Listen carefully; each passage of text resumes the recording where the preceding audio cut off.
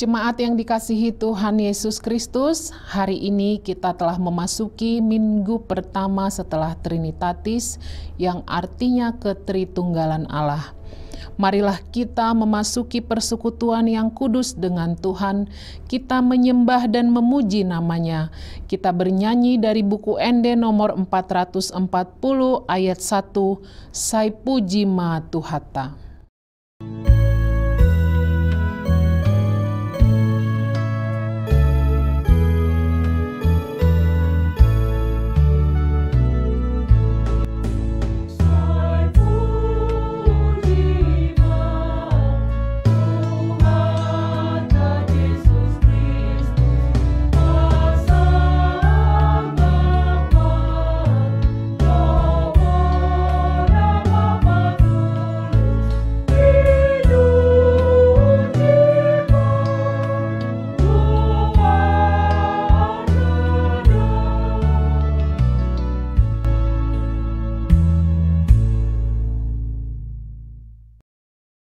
Di dalam nama Allah Bapa, dan nama anaknya Tuhan Yesus Kristus, dan nama Roh Kudus yang menciptakan langit dan bumi. Amin. Dunia ini sedang lenyap dengan keinginannya, tetapi orang yang melakukan kehendak Allah tetap hidup selama-lamanya. Haleluya.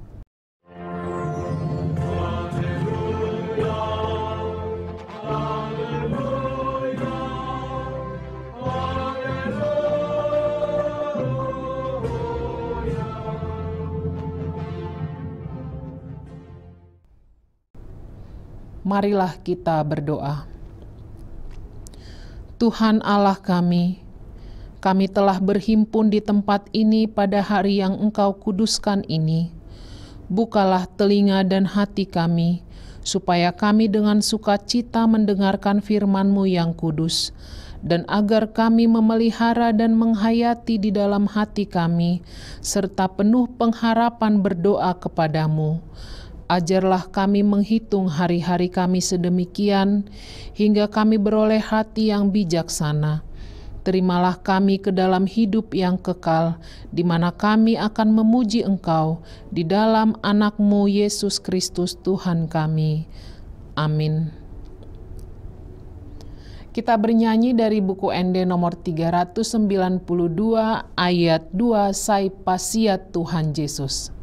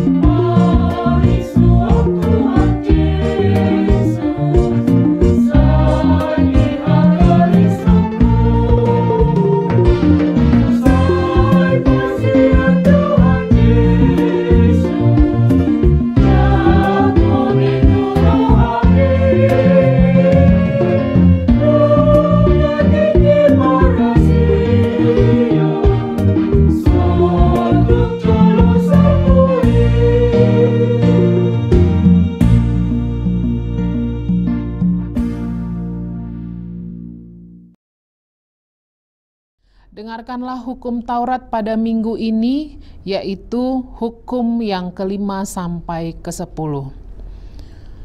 Hukum yang kelima, hormatilah ayah dan ibumu, supaya lanjut umurmu di bumi yang diberikan Tuhan Allah kepadamu. Hukum yang keenam, jangan membunuh. Hukum yang ketujuh, jangan berzina. Hukum yang kedelapan, jangan mencuri. Hukum yang kesembilan, jangan mengucapkan saksi dusta terhadap sesamamu manusia. Hukum yang ke-10, jangan mengingini rumah sesamamu, jangan mengingini istrinya, atau hambanya laki-laki, atau hambanya perempuan, atau lembunya, atau keledainya, atau apapun yang dimiliki sesamamu. Demikianlah hukum Tuhan, marilah kita meminta kekuatan dari Tuhan.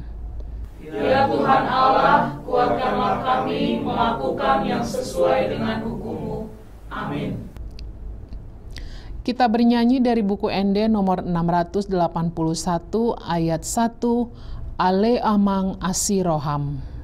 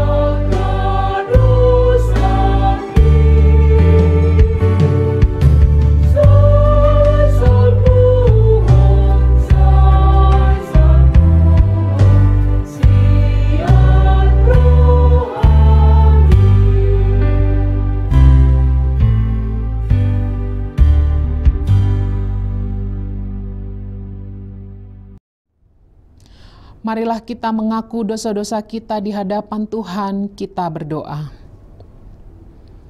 Ya Tuhan Allah Bapa, Tuhan kami Yesus Kristus, Engkaulah Allah yang Maha Kuasa pencipta segala sesuatu. Engkau adalah adil menghakimi semua orang.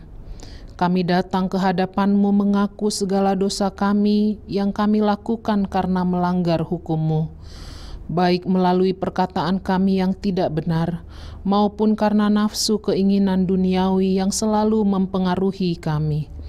Kami patut mendapat murka Tuhan akibat dosa kami itu, tetapi Engkau adalah Tuhan pengasih dan penyayang. Kasihanilah kami, ampunilah segala dosa-dosa dan kesalahan kami di dalam Anak-Mu Tuhan Yesus Kristus. Karuniakanlah kami Roh Kudus, agar kami setia mengikuti Engkau di dalam kebenaran dan kekudusan, dan memperoleh hidup yang kekal yang Tuhan janjikan bagi setiap orang yang percaya kepada Anak-Mu Yesus Kristus Tuhan dan Juru Selamat kami. Amin.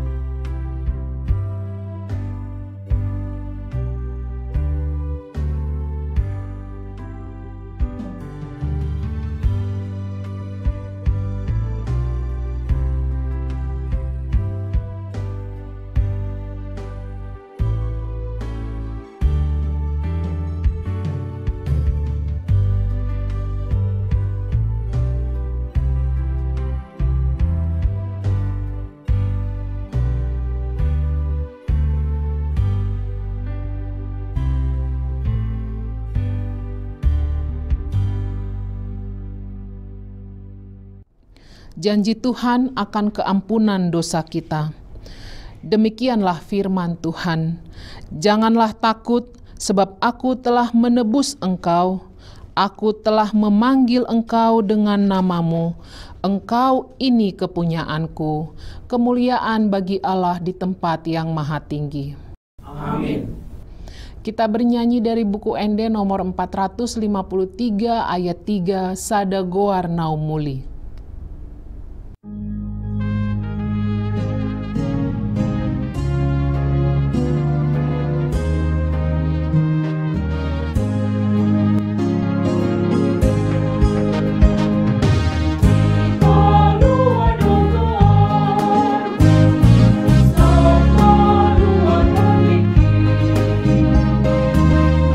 Saran medisi boli,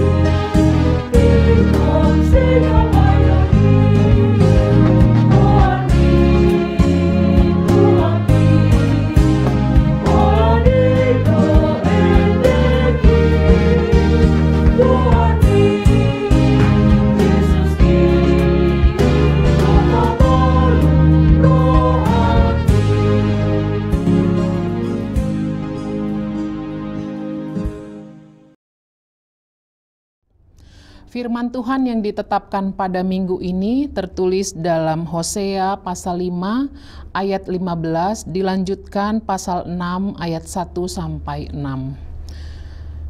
Aku akan pergi pulang ke tempatku sampai mereka mengaku bersalah dan mencari wajahku. Dalam kesesakannya mereka akan merindukan aku. Mari kita akan berbalik kepada Tuhan, sebab Dialah yang telah menerkam dan yang akan menyembuhkan kita, yang telah memukul dan yang akan membalut kita. Ia akan menghidupkan kita sesudah 2 hari. Pada hari yang ketiga, Ia akan membangkitkan kita, dan kita akan hidup di hadapannya. Marilah kita mengenal dan berusaha sungguh-sungguh mengenal Tuhan. Ia pasti muncul seperti fajar. Ia akan datang kepada kita seperti hujan pada akhir musim yang mengairi bumi. Apakah yang akan kulakukan kepadamu, hai Efraim? Apakah yang akan kulakukan kepadamu, hai Yehuda? Kasih setiamu seperti kabut pagi dan seperti embun yang hilang pagi-pagi benar. Sebab itu aku telah meremukkan mereka dengan perantaraan nabi-nabi. Aku telah membunuh mereka dengan perkataan mulutku, dan hukumku keluar seperti terang. Sebab aku menyukai kasih setia dan bukan korban sembelihan, dan menyukai pengenalan akan Allah lebih daripada korban-korban bakaran. Demikian pembacaan firman Tuhan. Berbahagialah orang yang mendengarkan firman Allah serta memeliharanya. Amin. Kita bernyanyi dari buku Ende nomor 678 ayat 1, Pauba Roham.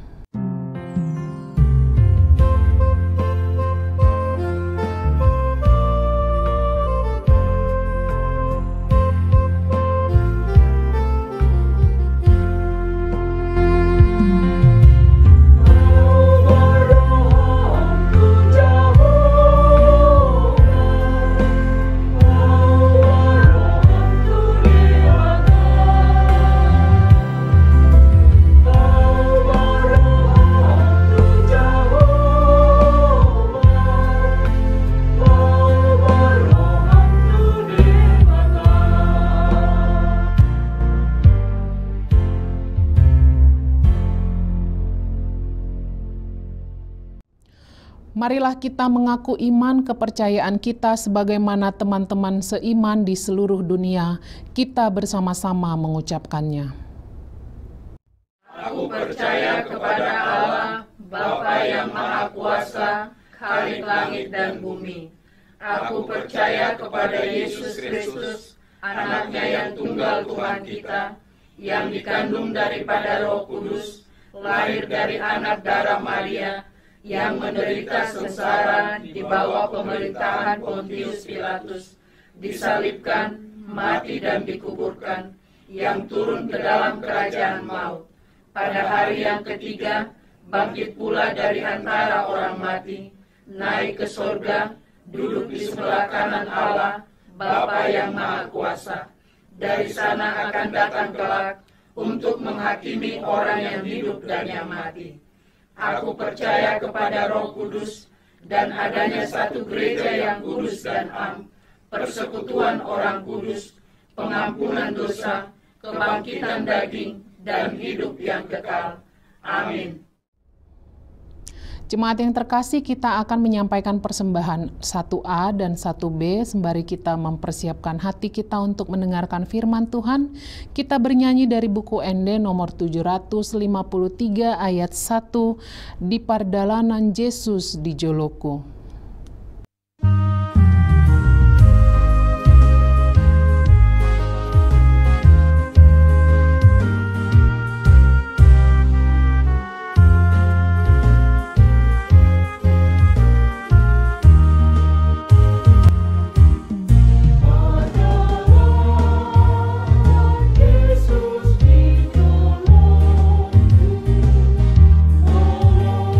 Kita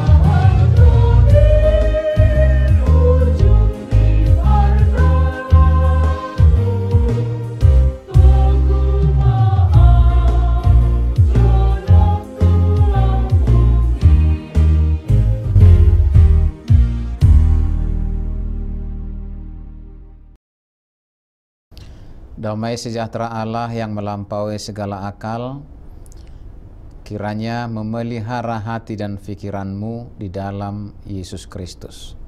Amin. Saudara yang dikasihi Tuhan Yesus Kristus, firman Tuhan yang menjadi khotbah pada minggu pertama setelah Trinitatis saat ini tertulis dalam Injil Matius pasal 9 ayat 18 sampai 26. Beginilah firman Tuhan.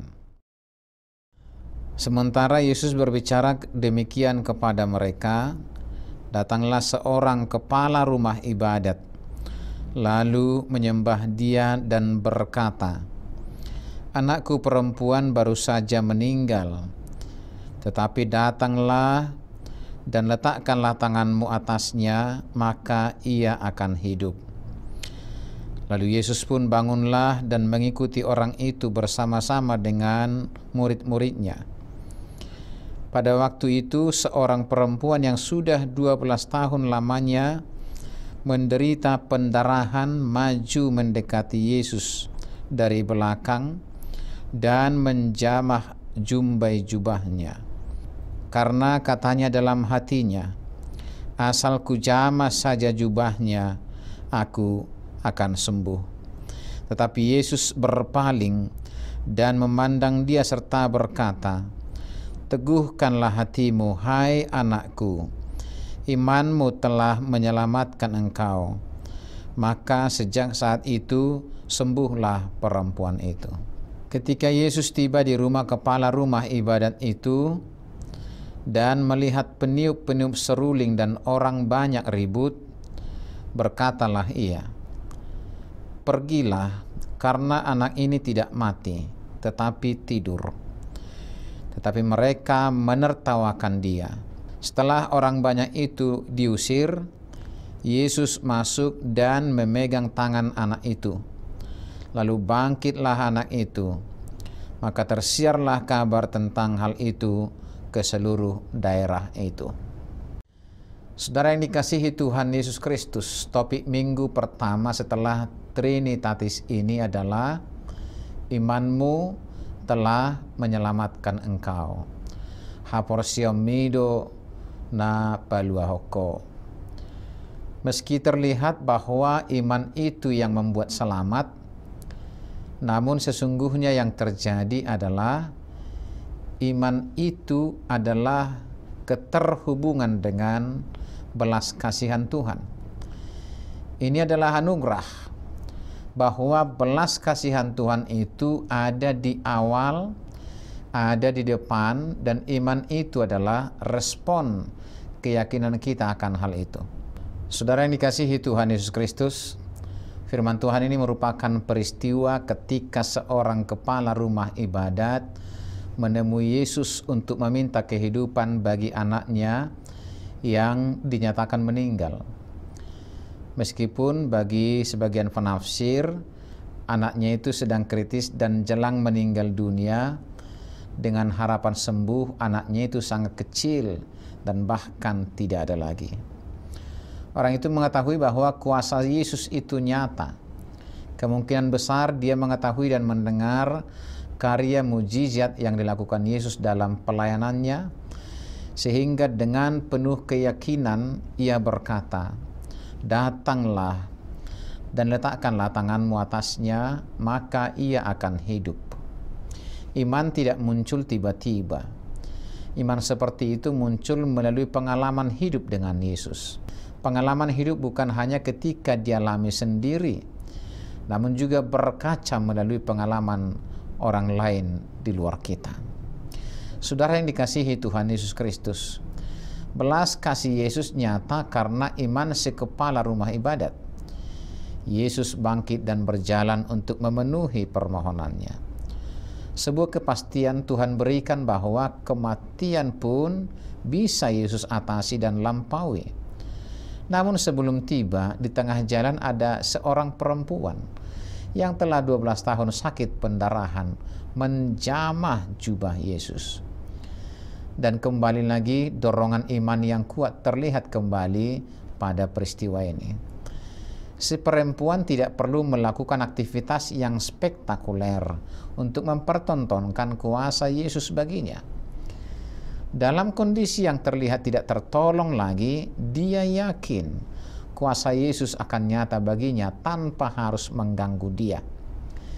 Iman seperti ini sungguh luar biasa. Iman seperti ini adalah tindakan yang berani melawan keraguan diri sendiri. Iman seperti ini adalah keyakinan bahwa belas kasihan Tuhan bisa terjadi tanpa dibatasi metode dan pertunjukan tertentu. Yesus sungguh berkenan atas iman yang seperti ini. Dan Yesus berkata, "Teguhkanlah hatimu, hai anakku, imanmu telah menyelamatkan engkau." Dan si perempuan itu pun sembuh. Saudara yang dikasihi Tuhan Yesus Kristus, peristiwa belas kasihan Tuhan yang direspon dengan iman itu pun berlanjut hingga ke rumah si kepala rumah ibadat yang anaknya meninggal itu. Semua orang sudah berduka, mengadakan upacara kedukaan, dan mereka semua tidak ada yang percaya bahwa Yesus bisa menghidupkan anak itu.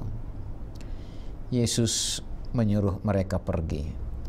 Tuhan Yesus mengatakan bahwa anak perempuan itu hanya tidur, bukan mati. Ia memegang tangan anak itu dan bangkitlah ia. Sentuhan tangan Yesus memberi kehidupan. Sungguh sebuah sukacita besar jika kita percaya akan hal itu. Maka setiap Tuhan menyentuh kita, maka hidup kita akan bangkit dan akan tegak penuh semangat.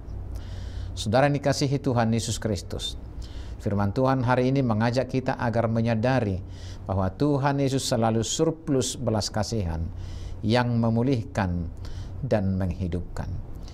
Kita hanya perlu beriman kepada kuasa belas kasihan itu, maka pada akhirnya kita akan diselamatkan. Dan tentu ini bukan hanya tentang di dunia ini saja, melainkan memperoleh keselamatan kekal bersama Yesus di sorga. Tuhan Yesus menguatkan kita semuanya. Amin. Mari kita berdoa. Ya Tuhan Allah Bapa di dalam Yesus Kristus, sungguh kami bersyukur dan berterima kasih karena Engkau memberikan iman yang teguh bagi kami untuk melampaui segala duka, derita, air mata yang terjadi dalam kehidupan kami. Begitu banyak peristiwa-peristiwa yang membuat kami khawatir dan merasa tak berdaya di tengah-tengah kehidupan kami. Tetapi oleh iman kami berani datang dan bangkit menghampiri Engkau, serta memohon belas kasihan-Mu. Ya Tuhan, setiap kami datang kepadamu memohon belas kasihan-Mu, dengarkanlah kami, dan berikanlah apa yang kami mohonkan kepada kami sesuai dengan belas kasihan-Mu. Berikan kami iman yang teguh dan kokoh untuk senantiasa berpengharapan kepadamu, seberat apapun duka, nestapa, dan persoalan yang sedang kami hadapi, supaya kami tetap yakin bahwa Tuhan mampu mengatasi dan melampaui semua itu, serta menggantikannya dengan sukacita dan damai sejahtera. Terima kasih Tuhan. Di tengah banyaknya pergumulan dan persoalan hidup kami, berikan kami iman yang teguh, iman yang kokoh untuk senantiasa percaya dan mengimani kuat kuasa Tuhan dalam kehidupan kami. Dengarkanlah doa kami di dalam nama Yesus Kristus Tuhan kami. Amin. Marilah kita bernyanyi nomor 693 sambil mengumpulkan persembahan yang kedua.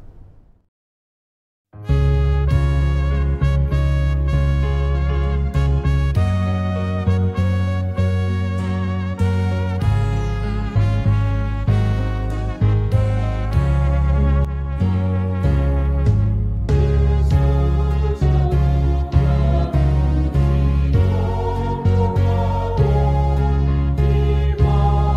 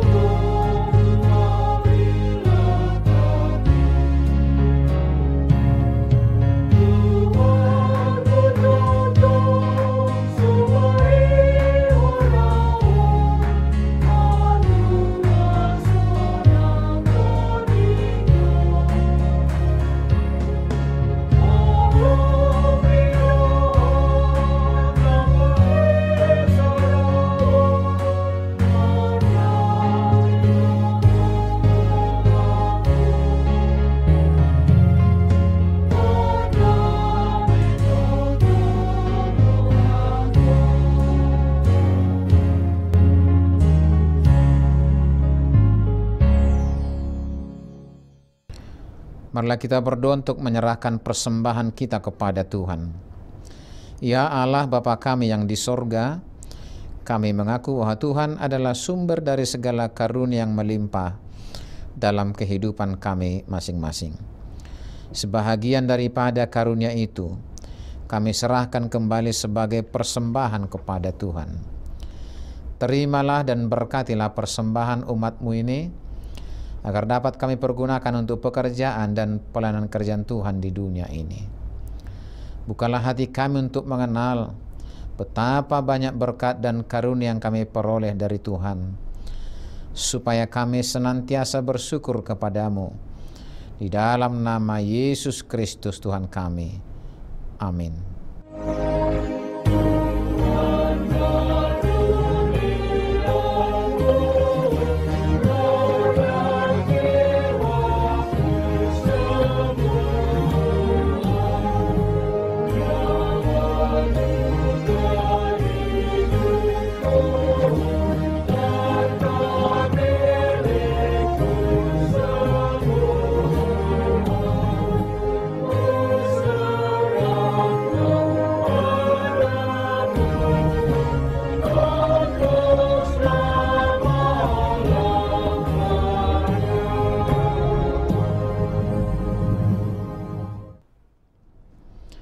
Bapa kami yang di sorga, dikuduskanlah namamu, datanglah kerajaanmu, jadilah kehendak-Mu di bumi seperti di sorga. Berikanlah kami pada hari ini makanan kami yang secukupnya, dan ampunilah kami akan kesalahan kami, seperti kami juga telah mengampuni orang yang bersalah kepada kami. Dan janganlah membawa kami ke dalam pencobaan, tetapi lepaskanlah kami daripada yang jahat.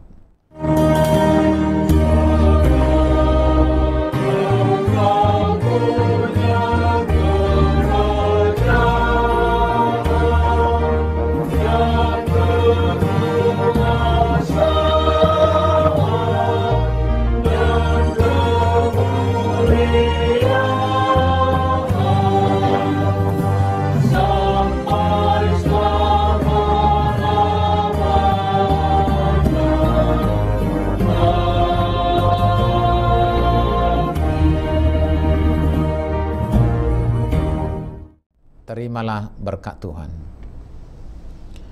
Tuhan memberkati engkau dan melindungi engkau. Tuhan menyinari engkau dengan wajah-Nya dan memberi engkau kasih karunia. Tuhan menghadapkan wajah-Nya kepadamu dan memberi engkau damai sejahtera.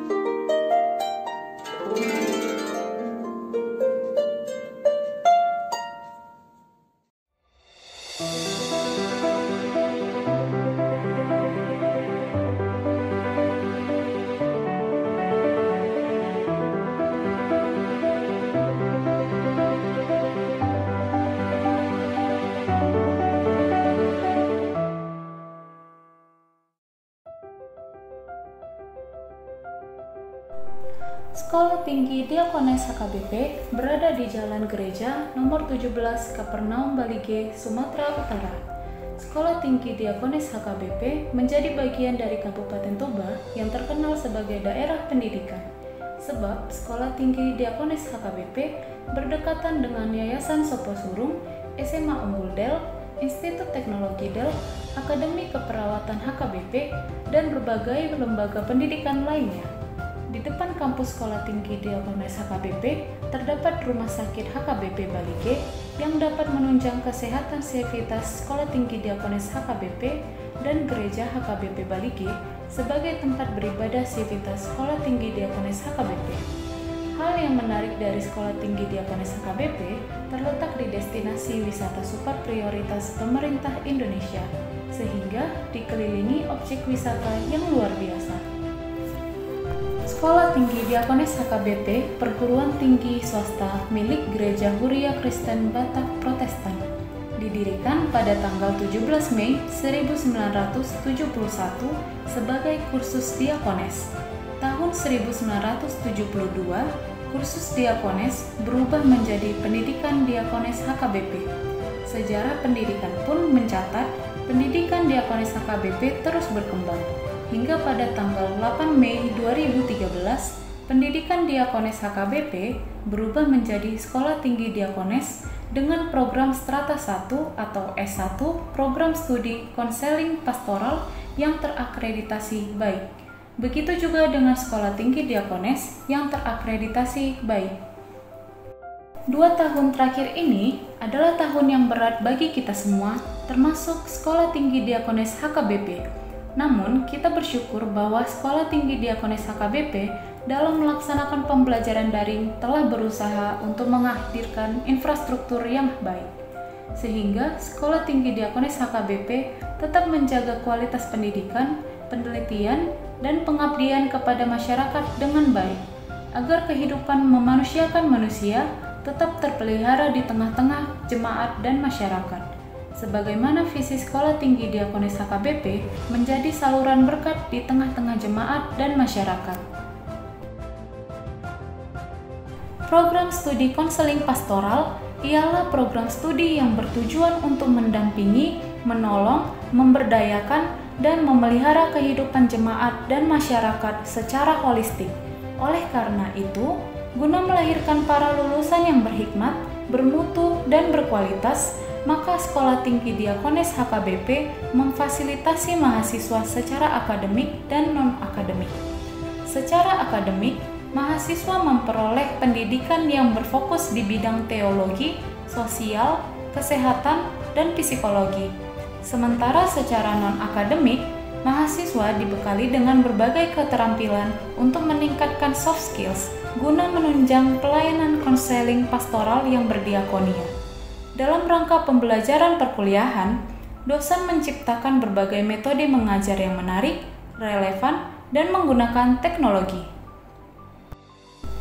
Demi mendorong dan mendukung visi, misi, tujuan, sasaran, serta proses belajar mengajar, maka Sekolah Tinggi Diakonis HKBP memiliki sarana dan prasarana yang memadai yang dapat menunjang kegiatan mahasiswa mulai dari akademik maupun non-akademik.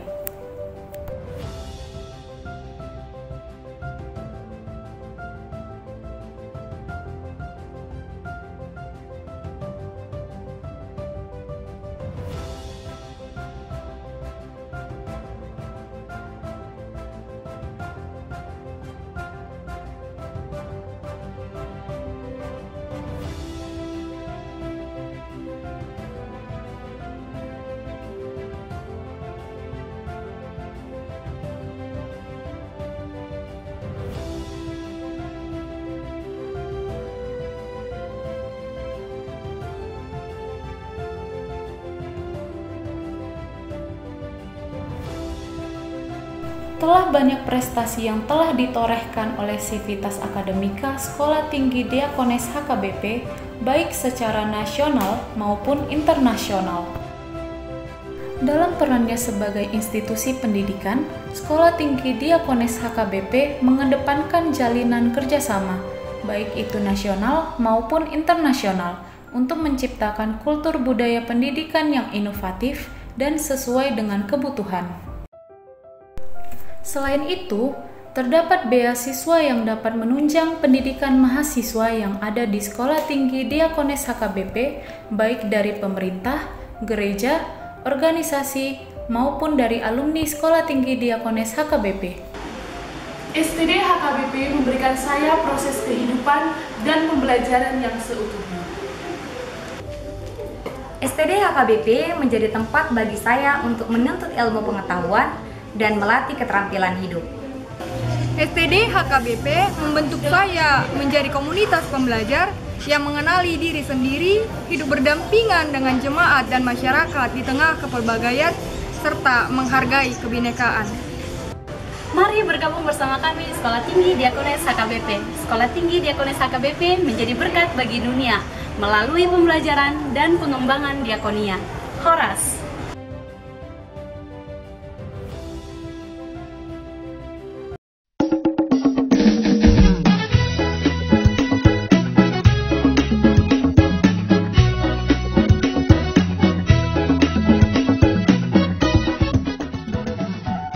HKBP menetapkan tahun 2023 ini sebagai tahun profesionalisme dalam penata layanan yang menjadi orientasi dalam seluruh dimensi dan aras pelayanan HKBP. Orientasi pelayanan ini adalah sebagai upaya menunaikan panggilan gereja secara profesional dengan terang tema, kerjakanlah keselamatanmu dengan takut dan gentar, dari Filipi 2 ayat 12, dan subtema mewujudkan penata layanan Hajuara Bagason yang profesional di tengah-tengah gereja dan masyarakat demi pelayanan jemaat dan penata layanan keuangan untuk menjadi gereja lebih mandiri, berkeadilan, bersukacita, dan meneladani Kristus. Untuk mendukung pelaksanaan tema dan subtema itu, HKBP Distrik 8 DKI Jakarta telah membentuk Panitia Tahun Profesionalisme dalam Penata Layanan di HKBP Distrik 8 DKI Jakarta yang akan bertugas menerjemahkan orientasi pelayanan itu melalui program-program unggul dan prioritas demi kualitas pelayanan di segala aras. Program unggulan dan prioritas didesain dalam bentuk pembinaan, pelatihan, pendampingan, hingga penguatan bagi para pelayan tahbisan, pelayan non-tahbisan, dan seluruh warga jemaat. Sehingga melalui program tersebut akan tercipta penata layanan menuju aktivitas gereja yang kokoh dan solid melaksanakan tugas panggilannya dalam dimensi koinonia, marturia, dan diakonia yang penuh dedikasi dan tanggung jawab. Profesionalisme dalam penata layanan bukan hanya menyangkut kemampuan tata kelola dan manajemen administrasi dan keuangan, namun juga akan menyasar penguatan interaksi dan relasi yang saling peduli dan saling melayani di tengah kehidupan warga HKBP. Maka sebagai bagian dari upaya menyukseskan program pelayanan yang akan dilaksanakan pada tahun profesionalisme dalam penata layanan HKBP di Distrik 8 DKI Jakarta, kami mengajak seluruh warga HKBP Distrik 8 DKI Jakarta, para pemerhati dan juga simpatisan untuk memberikan dukungan penuh melalui doa, daya, dan dana sehingga orientasi pelayanan ini berbuah baik demi kemuliaan nama Tuhan. Tuhan Yesus memberkati kita semuanya. Horas, horas, horas.